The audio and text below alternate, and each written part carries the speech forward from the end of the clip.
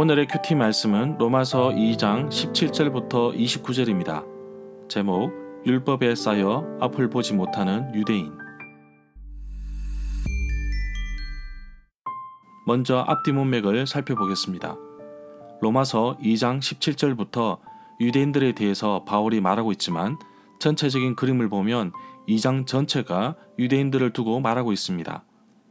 로마 교회 특성상 이방인 출신 교인과 유대인 출신 교인들이 섞여 있는데 바울은 로마서 1장 후반부부터 이방인 출신 교인들의 과거 모습을 언급했는데 2장에 와서 유대인 출신 교인들의 과거 모습 역시 전혀 다를 것이 없고 특별한 것 없고 이방인 출신 교인들처럼 동일한 죄악에 빠져 있다고 지적하고 있습니다.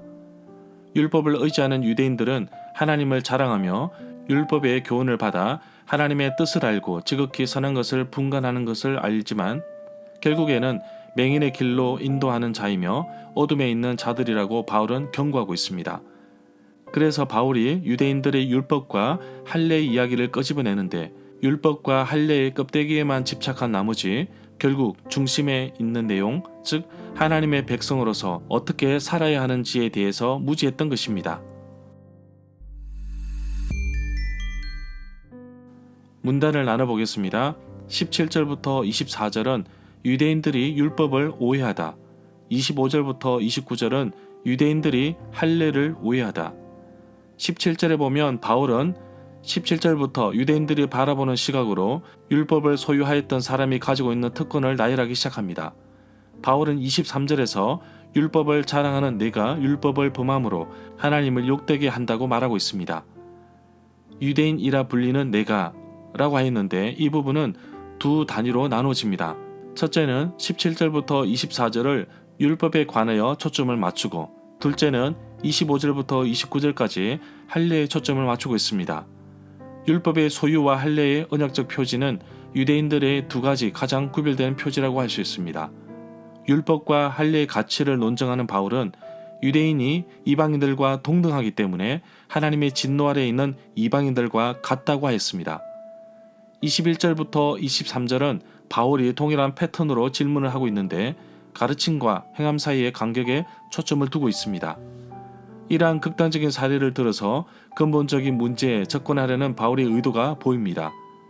22절 하반절에 있는 비난의 근거로 하여서 추측할 수 있는 것은 유대인들은 이방인들이 숭배하고 있는 우상을 거룩한 것으로 여기지 않았기 때문에 유대인들은 꺼리낌 없이 신전에 있는 물건들을 훔쳐 물건을 내다 파는 사람도 있었다고 합니다. 신전의 물건을 팔아서 이익을 내는 사람들을 지적한 것으로 봅니다. 25절에 보면 바울은 자신을 유대인이라고 부르는 자들에게 율법을 지키면 할례를 받는 것이 유익하지만 율법을 지키지 않으면 할례를 받지 않는 사람들처럼 되고 말 것이라고 합니다.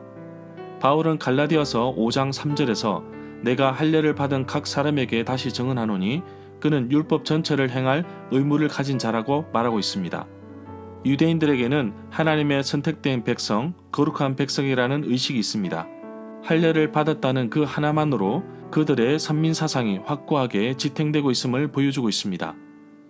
26절에 보면 반대로 할례를 받지 않는 사람, 이방인이 율법의 규정을 지키면 하나님께서 그 사람을 할례 받은 사람으로 여기지 않겠는지 다시 묻습니다.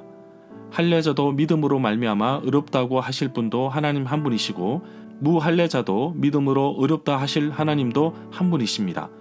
그래서 25절부터 26절에서 중요한 핵심이 되는 말은 사람이 할례를 받는지 받지 않는지가 중요한 것이 아니라 하나님의 계명을 지키는지 지키지 않는지 중요하다고 바울은 말하고 있습니다.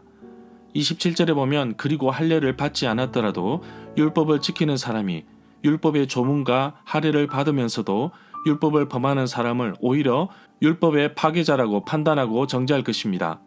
바울은 29절에서 오직 이면적 유대인이 유대인이며 할례는 마음에 할지니 영에 있고 율법 조문에 있지 아니한 것이라 그 칭찬이 사람에게서가 아니요 다만 하나님에게서니라고 말하고 있습니다.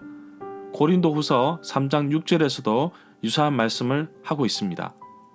28절에 보면 그러므로 겉모습만 유대인인 사람은 진정한 의미에서 유대인이 아닙니다. 겉모양으로 살갗에 할례를 받았다고 해서 할례가 아닙니다. 몸에만 행해진 할례는 진정한 의미에서 할례가 아니라고 합니다. 할례와 무할례가 중요한 것이 아니라 오직 새로 지으심을 받은 것만이 중요합니다.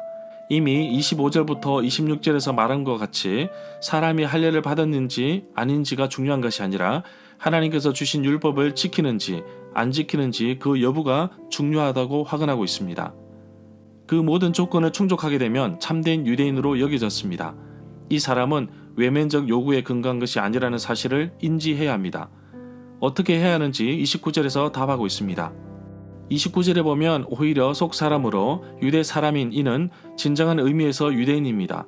율법의 조문에 따라 받는 할례가 아니라 성령으로 마음의 할례를 받는 할례가 참 할례입니다. 그런 사람은 사람이 아니라 하나님께로부터 칭찬을 받습니다. 참된 유대인으로 여겨지는 사람은 성령의 능력으로 말미암아 충만해지는 것이 마음의 할례이며 새 언약의 표지라고 봅니다.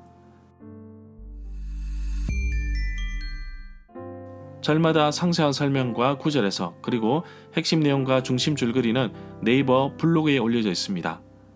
내게 주시는 교훈입니다.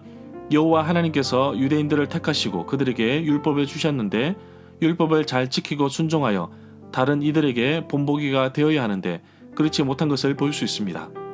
과연 나는 하나님의 자녀로서 다른 사람들에게 본이 되는 삶을 살고 있는지 꼭 살펴보기를 원합니다. 하나님의 말씀을 받은 나는 하나님의 자녀답게 살아가야 합니다. 또한 하나님의 자녀로서 특권을 주셨는데 그 특권에는 의무가 따른다는 사실을 기억해야 할 것입니다. 할례는 육체에 하는 것이지만 마음의 할례라는 단어를 사용하였는데 정말 진정으로 중요한 것은 바로 내면의 변화라고 봅니다.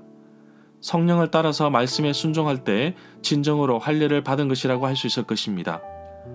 율법이 유대인에게 주어져서 그들에게 유익이 될 수도 있지만 유대인들은 율법을 지켜야 합니다. 이것은 자랑이 아니라 순종해야 할 의무입니다. 솔직히 할례를 받았다고 해서 유대인이라고 해서 교회에 다닌다고 해서 심판을 벗어날 수 없습니다. 하나님 말씀에 순종하며 살아갈 때만이 진정한 하나님의 자녀가 되는 것입니다. 그리스도인으로서 나의 삶을 되돌아보고 하나님의 자녀답게 마음의 할례를 받은 것처럼 내면의 변화가 꾸준히 일어나기를 소망합니다. 아는 것보다 실천이 더 중요하다는 사실을 잊지 않고 살아가는 하루가 되기를 간절히 소망합니다.